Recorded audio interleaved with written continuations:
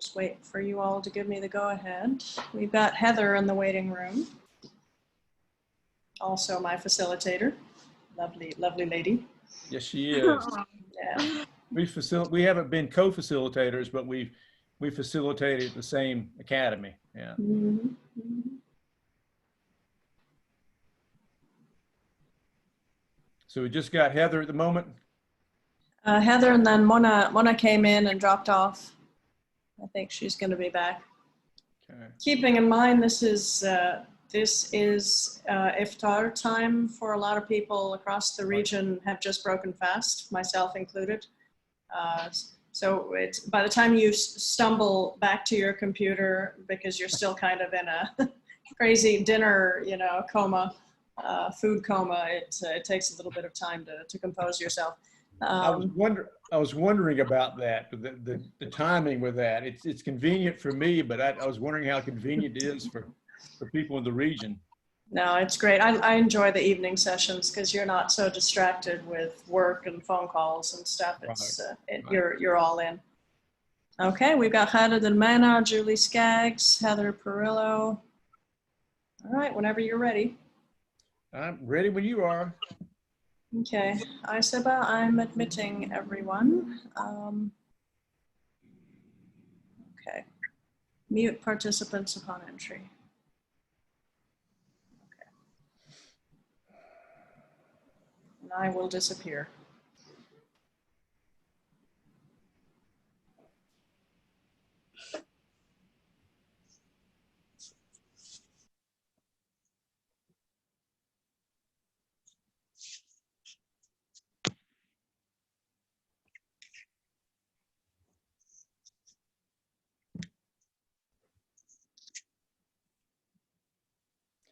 I see the names of Heather and Julie Skaggs, but I don't see their picture.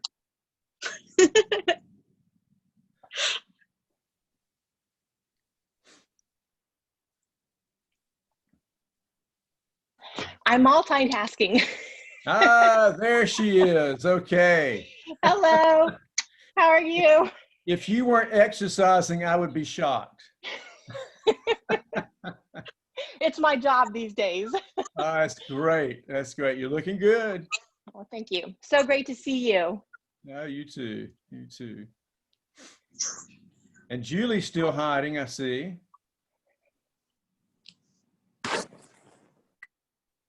I miss you so much.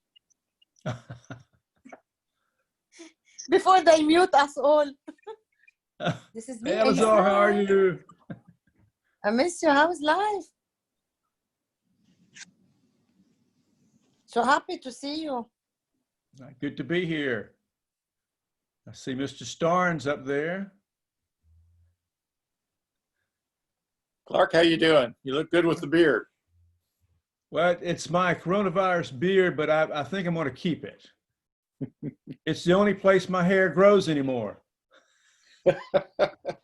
Well, I'm starting to relate a little bit on the back here, so. Well, you're way behind me on that one. Yeah. It's nice to see everybody.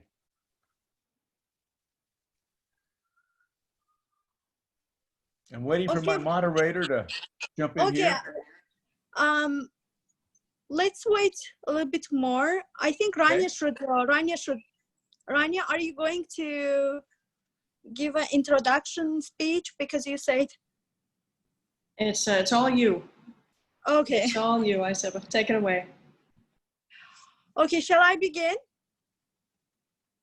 Sure. Okay, first of all, hello everyone. Thank you for being here with us. Firstly, let me introduce myself. I am Ayseba Umutlu from Azerbaijan, based in Qatar, working for Al Jazeera currently. And I will be moderating today's session with our special speaker, Clark Plexico. I call him special speaker because it has a lot of reasons. One of them is because he is the one who introduced me to this awesome network, and thanks to him, I'm part of this network. And before we start, I would like to to ask you a couple of things. If you have any questions, please submit your questions to the chat box right there in the corner. And also, please don't unmute your microphones. A little bit about Clark, I can say that I know him about 10 years ago, but I could never imagine that I will arrange his webinar here. And he will tell about himself more. And I think you have read about him in his biography. But I think we are all curious about 5 leaders of these crisis days. So I want to give the floor to Clark Plexico. Please, Clark. Okay, thank you so much. And I'm so delighted I had a small hand in leading you to the network, and I'm delighted you're part of it. So glad you're here. And thank you for everybody joining us today. I appreciate your being in this, especially those who are in the Middle East region. I think you've just had iftar, and you're probably I don't know, ready to go to bed or not, but I'm glad you're before you go, you've stopped by to be in this webinar for a bit. So thanks very much. Please mute your microphones. I thought someone was already screaming at me. I hadn't said anything controversial yet. On that note, I want to be sure that I reassure people that this is not a political talk. This is a discussion about political leadership. Those are 2 completely different things. So I want to be sure you understand that. I understand the sensitivity of the topic. The only people I plan on speaking about today are historical figures. They've already passed on, they're dead and gone, but they have left us examples of the traits we're looking for in leaders in the public arena. And that's really what we're looking at, leaders in the public arena, whether they are elected or whether they're appointed or whether they're inherited positions. And the thing about political leadership or leadership in the public arena, it comes from the full spectrum of political ideology. You can have people on the far left, the far right, and everything in between that show examples of political leadership. So this is not about politics, it's about leadership, but in a particular arena. What I want to do today, I think what I want to remind people though, that as if you need reminding in the COVID-19, in the pandemic, that this is such an incredible time for people in the public arena and their importance to what we are about. So I want to talk first, just let you know that how we'll be going about this. We're going to look first of all at the challenges our people in the public arena are facing today. And then we're going to look at what I call 5 different types of leaders. And they're actually exemplary of particular traits. They're traits or characteristics of political public leaders in the past who've successfully taken us out of a particular crisis and into a new way of doing things.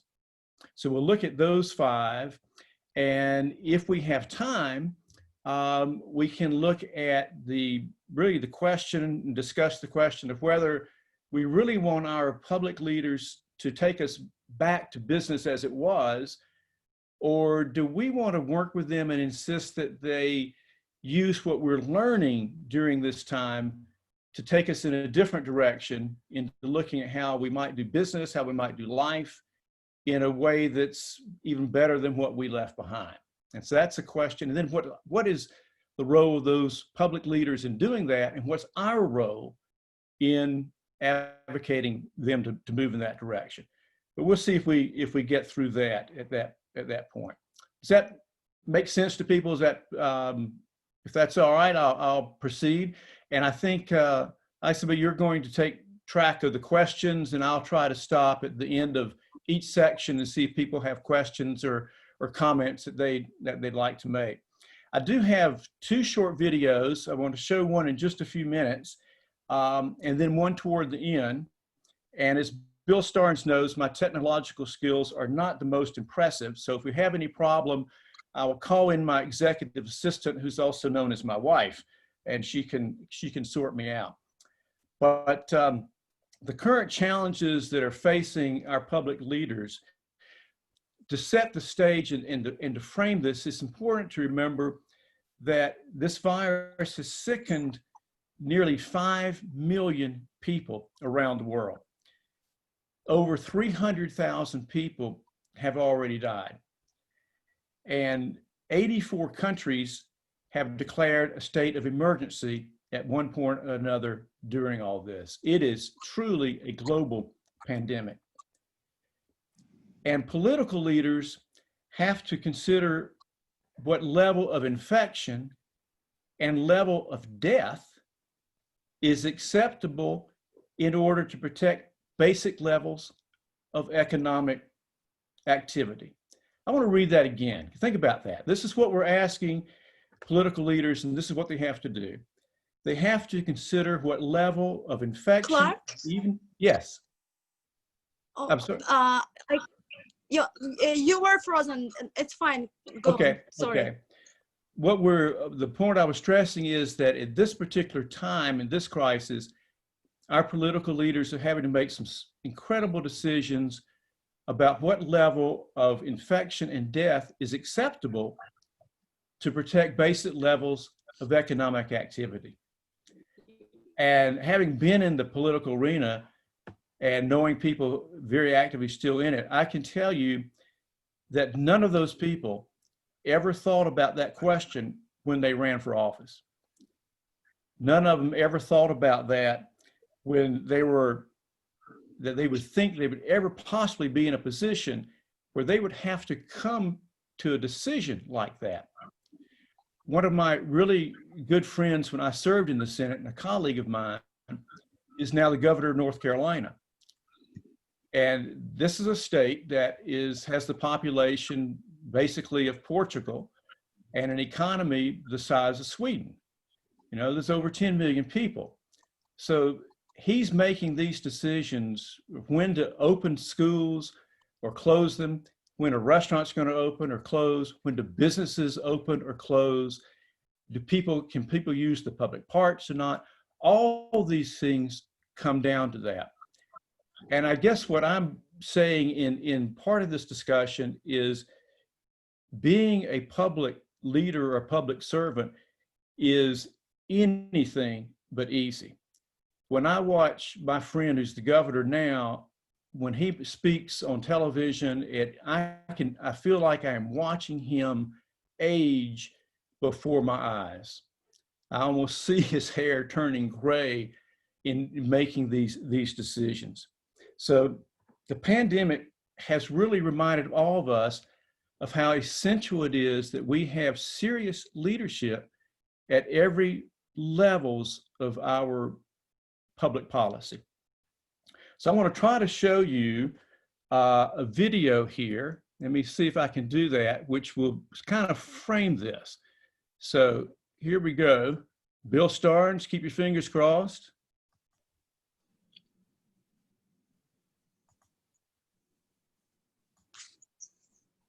Aha. This is the trolley problem, which I think some of you may be familiar with, but I want you to look at this with the idea that we're talking about leadership in the public arena.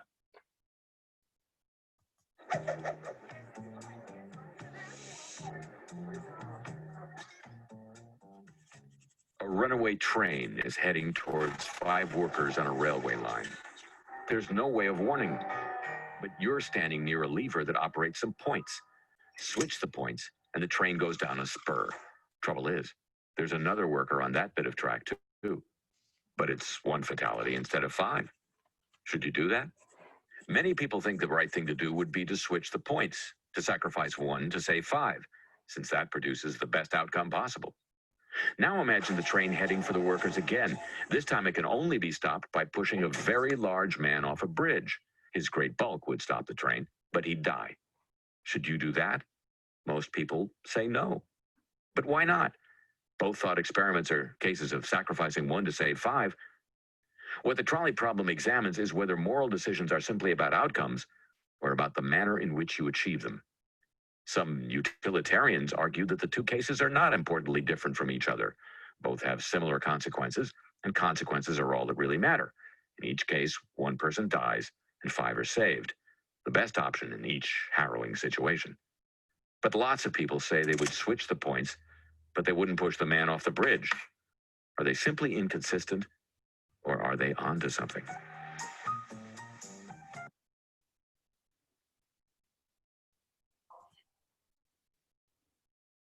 Okay, are we back? This is a problem that some of you may have seen before, and it's relevant to whatever we're doing, but I want you to think in terms of this problem, in terms of the actions that political leaders, public leaders are having to make right now.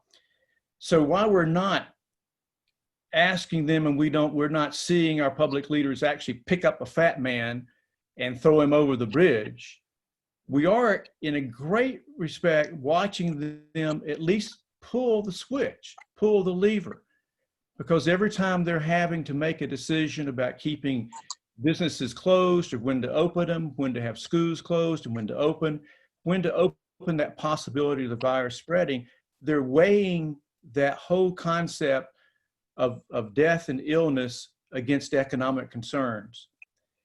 And I think the only people I know who have an easy answer to how do you do that are the ones who don't have to make the decision. But if you're in that place of having to make the decision, this is incredibly difficult. And one of the things, if you've not been familiar with this, it's a good thing to go away from this and think about is on that track, you know, when you pull the switch and it turns, another workman, what if when you pull the switch instead of the one person, it was actually a child? Does that change it?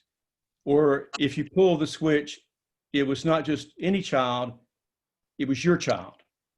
Or if you're standing on top of the bridge and you're going to lift this fat man over to stop the train to save the 5 workers, the fat man's not a stranger. The fat man's your best friend, or the fat man's your father.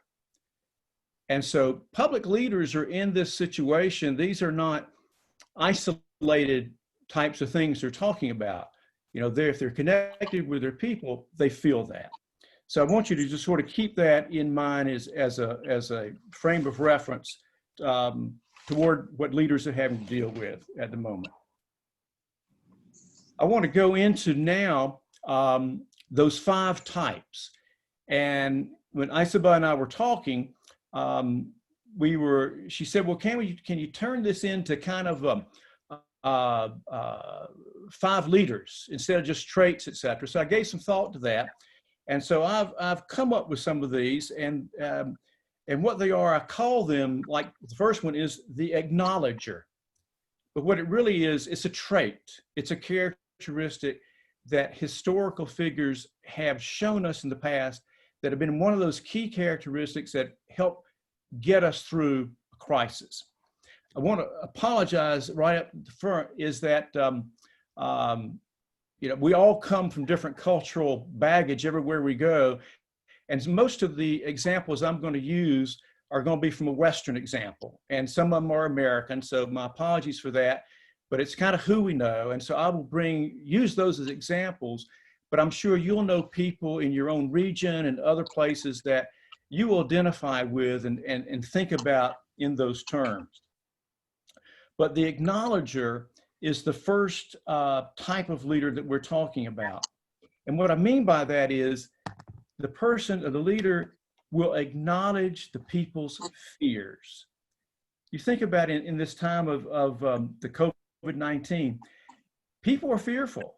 And so a leader has to acknowledge the fears of the people and at the same time console the country. So it's kind of an acknowledger and a consoler. But you have to do that first. If you're an employer or a business owner or a team leader, you have to recognize the fears that your people have right now. It's people who are thinking about, they're afraid of their finances. They're afraid for their health. They're afraid for their family's health. They're afraid of about their future. And I'm sure you've been in situations where oftentimes people just want you to listen to them. They just want to know that you hear their concerns. And this is what the acknowledger as a public leader has to do. He has to say, I hear you, and then move on and get them to move behind that. Excuse me. When a leader acknowledges those fears, they have an opportunity to further connect with their people, to communicate with them. And it's an opportunity that they have to explain that we're all going to come out of this. And if we work together with a shared purpose, if we find a purpose in this that's shared, we'll all come out of this together in a better way. So I wanted a couple of the historical examples I want to use. One of my favorite, again from my background, is Franklin Delano Roosevelt, President of the United States back in the 30s and the 40s. And when he came into office, it was the height of the Great Depression. And we're seeing things right now with the economic problems and the decline that's coming about from people not being able to work, that's beginning to resemble that. But in nowhere have we reached that part where people are living in cardboard boxes or in tents and just tens of millions of people in that situation. And they were fearful. And one of the first things that Franklin Roosevelt did when he came into office was to speak to the people. And he acknowledged their fears. And he basically went on though, and he said, yes, we have these, but then he used that famous phrase, the only thing we have to fear is fear itself. And he got people thinking about that. And he went on to talk to the nation, and then went to say, yes, we have these things that we should be fearful, but if we rely on that, fear will dominate. And then he went on to talk about the reason that we had to have action and to move from that. And so he's one of my favorite examples of someone who could actually empathize with his people, bring them in, and then have a course of action saying, talk is not good enough, we got to move on. So I just want to ask if anybody has any question about that first example, which is kind of the acknowledger, or any clarification that you need. If not, I'll go to the second one. So let me jump in and just mention something that I didn't mention from the beginning. Actually, this webinar is going to be 1 hour, and half an hour approximately, or 40 minutes. It will be presentation by Clark Plexico, and then we will get the questions. But every time Clark will finish his titles, then you can address your question to the chat box, so you don't forget your questions. At the end of our session, Clark will answer your questions. Also, I would like to tell you that actually I didn't mention, Clark, I thought you will tell about yourself more, but since we met, I remember many things about you, but of course, one thing is always in my mind about you is that you were a state senator, Senate of North Carolina, and you were like you were AT&T Corporation. You were in a high position there. I don't exactly remember your position there, but I know that you can tell me what position you did there. But I also know that you are a senior consultant right now, and you are also leading international strategies, and you are one of the CELA founders, right? Yes, and some of those things are so far ago, I'm not sure I can remember what I was doing with AT&T either. But yes, I've had the business experience and political experience. And so part of what I'm talking about in the political leadership are, I've seen some of these traits. I've worked with some leaders, as I mentioned, the current governor of North Carolina, and I've seen people who've been successful, and I've seen them who've not been so successful. And they generally are successful if they exhibit these traits. and they're not if they don't have that. And so these are things I've compiled, not just from kind of historical examples, but also personal experience and what I've seen have been needed and what I've seen have been successful. So, Thank you. So all right, the second type of leader I wanted to talk about is what I call the challenger, because a leader, especially in times of crisis, is going to challenge people, and they're going to challenge people to act on behalf of a larger community. And we're seeing this right now. You know, every time, you know, people, when you put on a mask or you put gloves on or you isolate, you're not doing this just to protect yourself.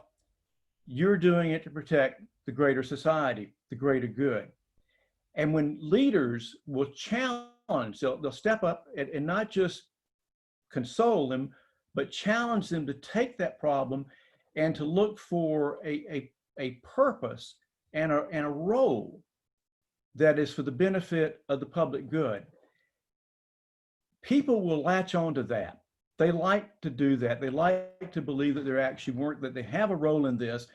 There's nothing worse than to feel like you are alone in this, or that you don't know how you can do anything in a time of crisis. And if a leader steps up and challenges them and identifies a role they can take and says, this is what you need to be doing for the greater good, it's amazing how people would normally respond to that. And you also have to challenge people at these sorts of crisis times to rise above sort of personal vendettas. And this is where you really do have to rise above the politics of something and get into leadership aspects. And this is what people are looking for right now.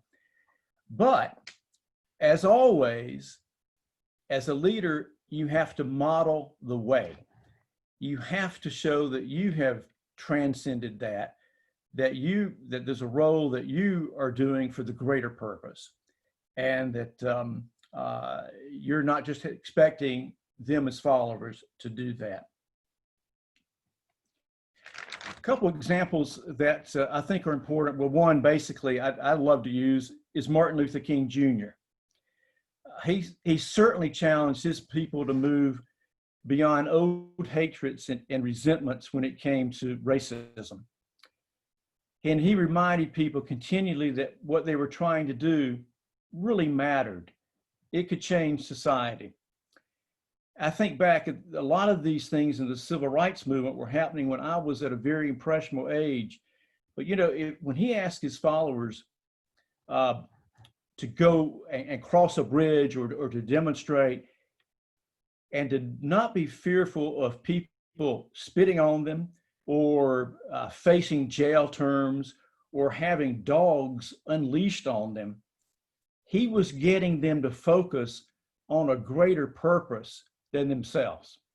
And he was helping them give the purpose of actually moving a society out of where they had been into where they could end up being. And I want you to keep that as a frame of reference when we talk about, do we want to just go back to business as it was?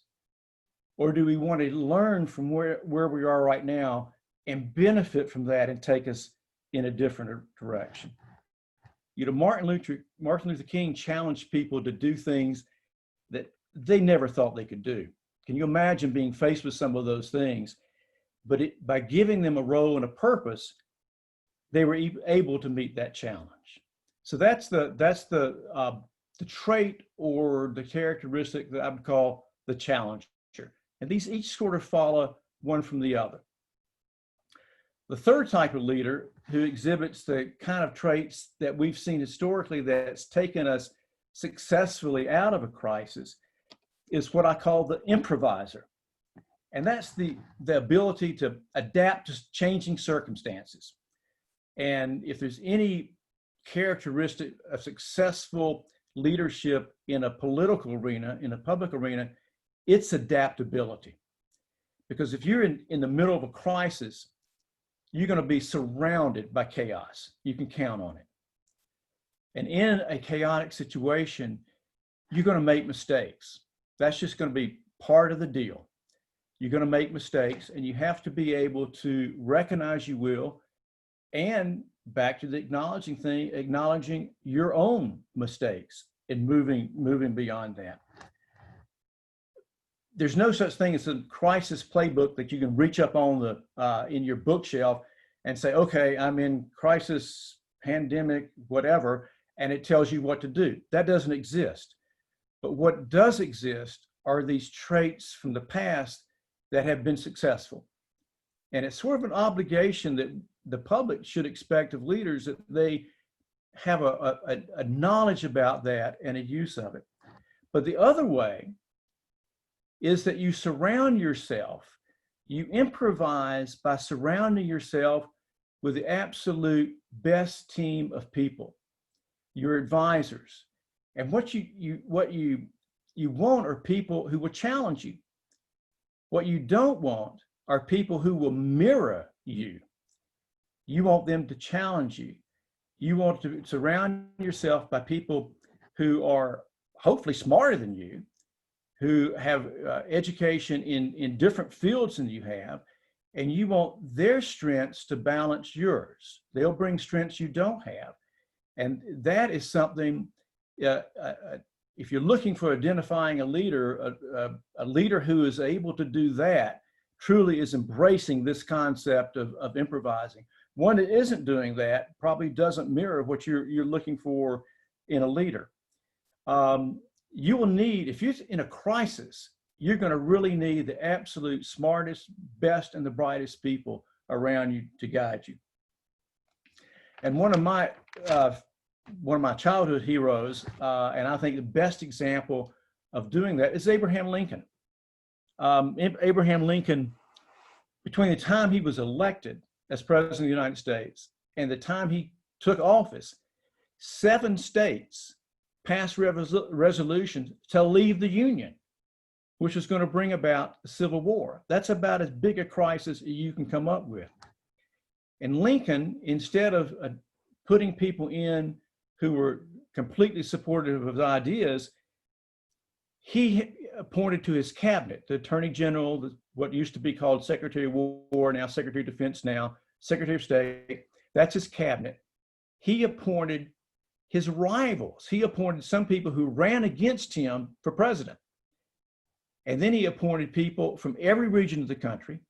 He appointed conservatives, he appointed liberals, he appointed everybody in between. And it's what's called his team of rivals. And when people said, why are you doing that? Why aren't you rewarding your supporters or getting people who are like you? He said, because this is the biggest crisis this country has ever faced. And I'm going to need the best and most talented people in this country to help us get through it. And that's what he did. And I think he's one of the finest examples of you nominating and getting a team of rivals to be your actual team. JFK, John F. Kennedy, and the Cuban crisis. If you ever looked at that, what was going on in the Cuban Missile Crisis, where there were Soviet missiles, nuclear weapons possibly being stationed 90 miles off the coast of America. His team was directed to present him multiple options rather than just one example, one way of responding. He wanted to be creative. And it's a great example of that in political history of how that particular crisis was resolved. But that's another example. The fourth type of leader, and I'm going to sort of breeze through this so we've got time for questions. Fourth type of leader is what I call the communicator or the storyteller. And I can't think of examples of any successful political leaders who've taken us out of a crisis who had not mastered the art of telling a story. And what happens when you tell a story is you connect with your people. You actually give them a way of putting it into their language, in their ability to understand the message you're trying to give them. And when you engage in a conversation with them, you use whatever medium works at the time. Franklin Delano Roosevelt used his fireside radio chats. Today, we would never do that. but you pick out what works for the medium that's appropriate at that time, and you try to the greatest extent you can to make it a two-way conversation, because that means there's a feeling that you're listening to them more, but also it enables you to know what's exactly on their mind, what they're thinking at that particular time. Through that communication, you continue to encourage and strengthen their resolve. And when you're communicating them, again, back to the whole idea, when you communicate that message, again, you have to model the way. You can't be saying one thing and doing another. So you have to be sure that your words are matched up by the actions that you take. Language, I think we see this in the current situation. We've seen it in the past, that, language can be used to divide us, or language can be used to unite us.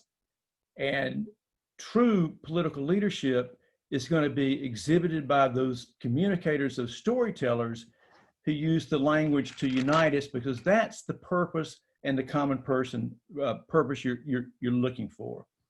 A few historical examples very quickly. Winston Churchill, when he led the British through World War II, he said, "Fear is a reaction, courage is a decision."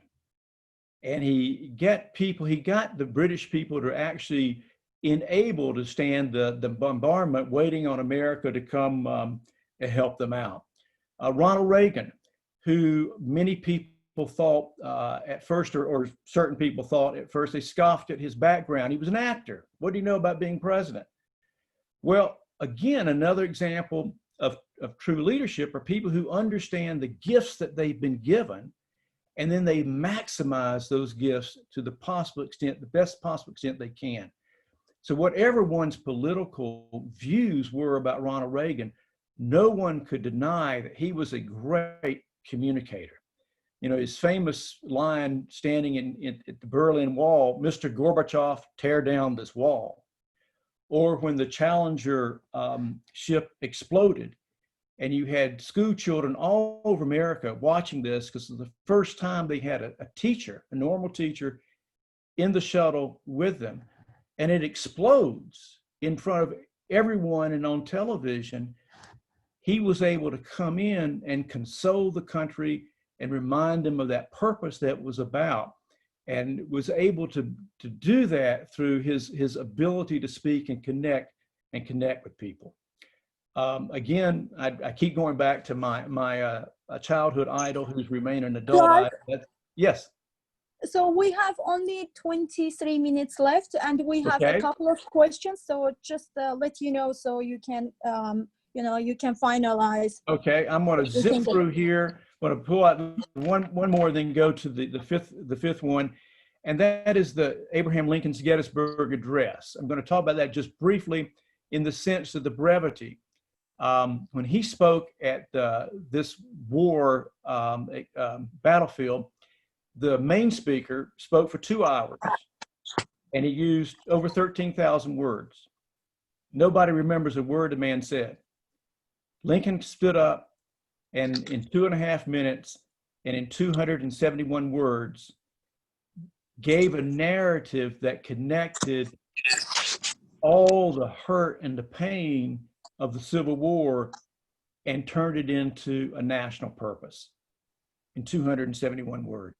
So this ability to storytell is not longevity, it's summary. And I'll keep that in mind myself as I zip through here the last one. The fifth trait or type of political leader, I call the imaginer. The imaginer. After all we've been going through, and people staying at home, and some horrible instances, watching family members die from this, or friends of family die, people are beginning to look also at the possibilities. They're seeing things that they're not as many, pollution's not as bad because the economy is worse.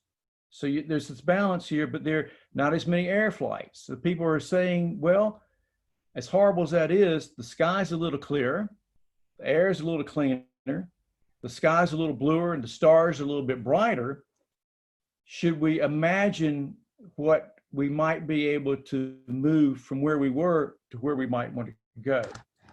And that's an enormously important trait in the political arena, is to imagine the world as it can be, and also to bring your people through the storytelling mechanisms and those other traits into imagining that with you. The power of imagining is the power of thinking about what can be. The last thing about that, and part of the imagining thing, is when you imagine what could be, you have to have an optimistic spirit. And they say that a keystone to successful leadership is an optimistic temperament. That in any great leader, the temperament is the great separator between leaders who are not successful and leaders who are. And Franklin Roosevelt, they often used to say that Franklin Roosevelt had a second-class mind, but a first-class temperament. He would never accept something could not be done. He could not accept that we couldn't get to a better place. And I think that's a great example. So ending on that, I want to give you a few examples of imagining. After Gandhi imagined India without the British, there was no going back to the British Raj. After the way Lincoln imagined the US after the Civil War, there was no going back to an economy based on slavery. After Martin Luther King imagined a time when his 4 little children would not be judged by the color of the skin, but by the content of their character, there was no going back to the days of segregation. And there's so many of these examples of people in history who've actually imagined, they've challenged us, they've communicated with us, they've sympathized with us, and they've imagined where we could go after that. So I want to end you with one other little thing, and then a short video, and then we can take questions. And that is the last thing is, I was listening, Julie and my wife and I were listening to NPR, National Public Radio. It was a program with a young American of Vietnamese descent. And it was called A Life Worthy of Our Breath, which I thought was a fascinating title, A Life Worthy of Our Breath. And he used the imagery of Noah's Ark, the story of Noah's Ark. And, you know, Noah had to decide what was going to go on the ark. And so this young writer, he says, we should all ask our question, you know, when the apocalypse comes, what will you put into the vessel? You know, so what is the talent that we have? What is the skill that we have? What do we bring to this time of the pandemic? So I'm going to test my technology skills one more time, see if I can share one more video with you. So bear with me just a minute.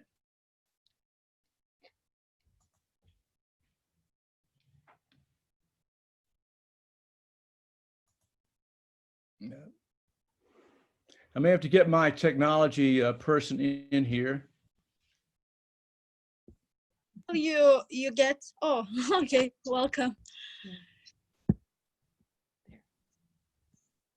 Here we go.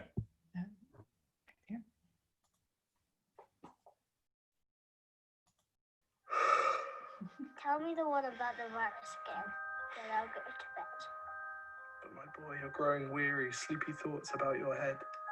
Please, that one's my favorite. I promise just once more. Okay, snuggle down, my boy, though I know you know full well. The story starts before then, in a world I once would dwell. It was a world of waste and wonder, of poverty and plenty, back before we understood why hindsight's 2020.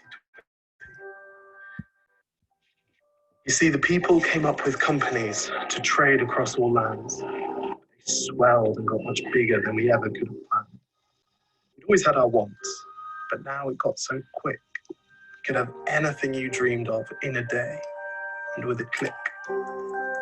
We noticed families had stopped talking. That's not to say they never spoke, but the meaning must have melted and the work-life balance broke. And the children's eyes grew squarer, and every toddler had a phone. They filtered out the imperfections, but amidst the noise, they felt alone. And every day the skies grew thicker, till you couldn't see the stars. So we flew in planes to find them, while down below, we filled our cars. We'd drive around all day in circles. We'd forgotten how to run. We swapped the grass for tarmac, shrunk the parks till there were none. We filled the sea with plastic, because our waste was never capped, until each day when you went fishing, you'd pull them out, already wrapped. And while we drank and smoked and gambled, our leaders taught us why. It's best to not upset the lobbies. More convenient to die. But then in 2020, a new virus came our way. The governments reacted and told us all to hide away. But while we all were hidden, amidst the fear, and all the while, the people dusted off their instincts. They remembered how to smile. They started clapping to say thank you and calling up their mums. And while the car keys gathered dust, they would look forward to their runs. And with the skies less full of voyagers, the earth began to breathe. And the beaches bore new wildlife that scuttled off into the seas. Some people started dancing. Some were singing. Some were baking. We'd grown so used to bad news, but some good news was in the making. And so when we found the cure and were allowed to go outside, we all preferred the world we found to the one we'd left behind. Old habits became extinct, and they made way for the new. And every simple act of kindness was now given its due. But why did it take a virus to bring the people back together? Sometimes you've got to get sick, my boy, before you start feeling better. Now lie down and dream of tomorrow, and all the things that we can do. And who knows, if you dream hard enough, maybe some of them will come true. We now call it the Great Realization. And yes, since then there have been many. But that's the story of how it started and why hindsight's 2020.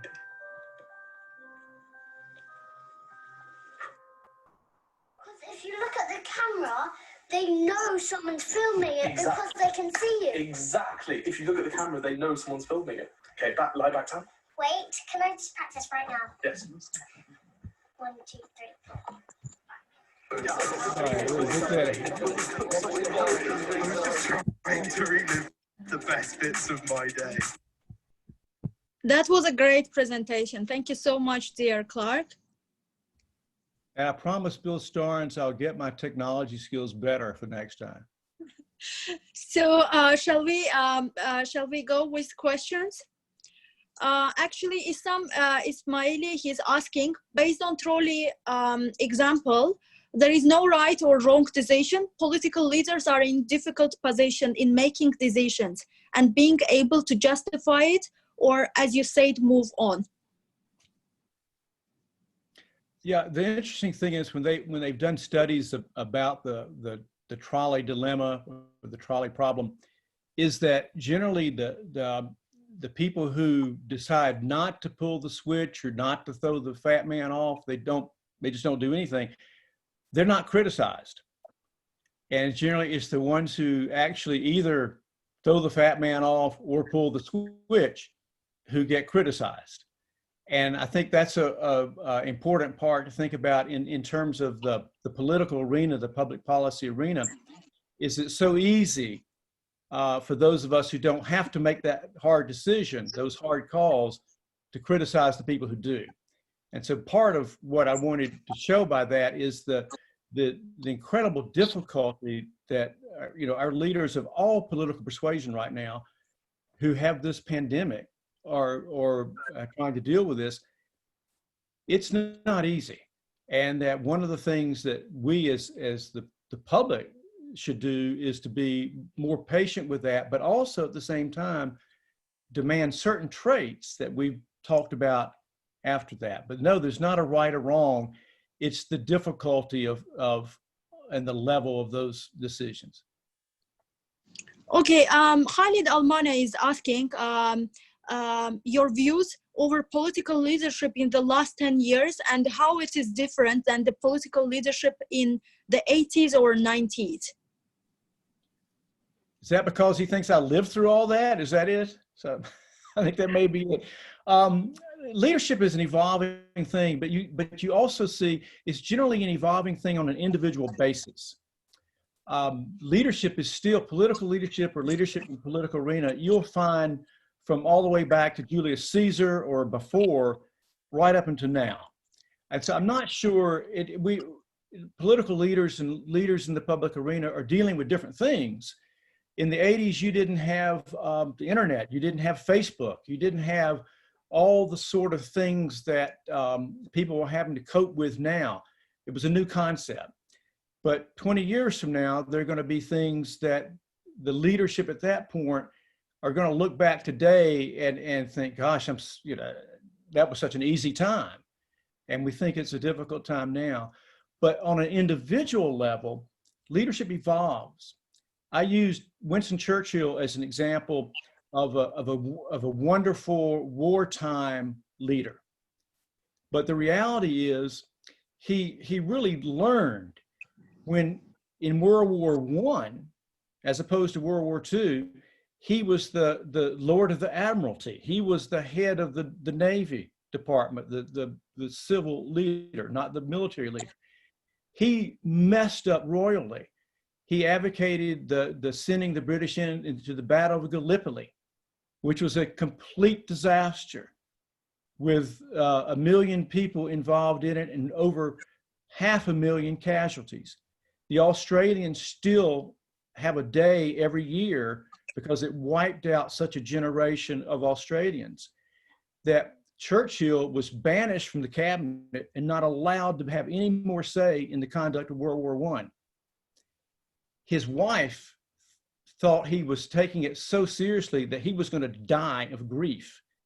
But he took that and he learned from it. And by 20, 25 years later, when he had now resurrected himself politically, he became the great leader that we know. But on an individual level, that leadership had to evolve. So Clark, Muhammad Al-Tamami is asking, where do you place Australia's Scott Morrison and in context relative to your types of leader spectrum? Well, I think that gets us more into a political discussion than anything else. And what I would say is that you take the traits that we've talked about, you take the characteristics and you take the examples that I used, and you hold up whoever leader you want to, and you see how they match up with that. And if they match up, wonderful. If they don't, well, that's your interpretation. But that's how I would approach that. You want your political leadership really to be a mirror of the best that you as society have. And if that's what you see when you look at your political leaders, then you're very lucky, and you've got the right ones. And if it's not a mirror of what you think your society should be, then perhaps it's not as good as you would like. Okay, we have another question from Yasmin El-Hini. How do you balance between crisis management during uncertainty and inspiring people to be optimistic about the future? Oh, it's not easy. It's very hard. And that's why I was using my example of my friend, the governor of North Carolina. I can see what he's trying to do. He's empathizing with people. He understands what's going on with them. And he's trying to make the right decisions of when things open, when they close, and what to do going into the future, the next year, the academic year. And I mentioned, I feel like I'm watching him age before my very eyes. It is hard. It is so hard to do that. There's not an easy answer to that. And again, I go back to one of the strengths that any great leader will try to have in order to solve that dilemma is to have the best team of advisors possible. who will support you, but also say when you're out of line, when you're going the wrong direction, and when you need to revisit that. But it's a good point to say also that what a leader has to do is encourage not only his people, but his staff and himself or herself to take the time to rejuvenate. You have got to remove yourself from the intensity of that crisis for a little bit and go off and do whatever it is that enables you to bring yourself back. For me, I've got to get away. I got to get into the woods or walk in commune with nature. Other people have got to do other things. But whatever it is that rejuvenates you, you have to take the time to do that. There's an old saying, sometimes you got to take yourself off the dance floor and go up on the balcony. And that's what a leader has to do. And that's what a leader has to encourage his people to do. Okay, we have the last question from, again, Muhammad Al-Tamami. He is asking, as an instructor in Iran Zamin, the internal school of Iran, between 76 and 78 in Iran, what can you tell us about your experience then? That was a period of crisis too. That certainly was. I was a young man in my I should say I was a young man about 5 or 6, but I wasn't. I was a young man in my early 20s, and that's the first time I was just a good old Southern boy, and all of a sudden I found myself in a country and a culture completely different than anything I had ever known, religiously, historically, culturally. It was kind of a shock to my system, but it was my first exposure to international. I was teaching 45 nationalities who challenged me. I remember once I had a group of students from half a dozen Middle Eastern, Asian countries came to me and they said, "Mr. Plexico, why are you teaching world history from a Western perspective?" And I thought to myself, is that what I'm doing? And I realized that's exactly what I was doing, because that's what all I knew. And that was it took a bunch of teenagers, to sort of slap me up the face, not literally, but in that question. And at that point on, I realized I had to open myself up to being more than what I had been. I'm proud of my Southern heritage, proud of being American, but the world's bigger than that. And if you're gonna be active internationally in any way, shape, or form, you have to begin to understand that there are other ways of doing things that doesn't mean they're right or they're wrong. They're just different, and have an acceptance of that. And that was the biggest lesson I had. Obviously, it was the first and the only time I've actually lived through a revolution. And I ended up running for the airplane with a suitcase in each hand. And I love to tell the story, but I wouldn't want to do it again. So Clark, before we end up this session, can we sum up and say again the name of the 5 leaders of this crisis? Can you tell 1, 2, 3, 4, 5? Because Yasmina Elhini is asking. I'm sure everybody is Sure. wondering about that. Okay. The first one was called the acknowledger, of acknowledging the fears that people have. Yes. The second was the challenger, moving them beyond that and challenging them to accept a role and a purpose for the larger community. The third was the improviser. Exactly. And using the adaptability, and that's the key aspect of that. The fourth, Communicator. The fourth was the communicator or the storyteller. And the last is the imaginer. How do you use all those 4 traits to take you into a better situation? Imagine what can be. Okay, and again, thank you so much. I think we are done, and we finished in time. So I'm just gonna send these 5 traits to everyone, so everyone will have these 5 traits. Again, thank you so much, dear Clark. It was a great session with you. It was nice to have you with us. But before we end our session, I would like everyone to take a minute and fill in our survey. And we hope to see you again, Clark. Thank you so much for today's session. Thank you. Thank you for everybody who joined us, and look forward to talking with you again. Thanks a lot. Yeah, before we end, I will send this 5 traits. Guys, please wait. I want to send it to people.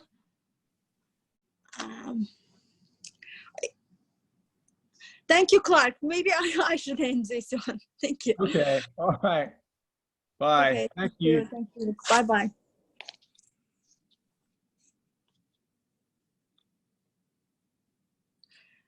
Friends, I'm sending you all these 5 traits. Just wait 1 second, please.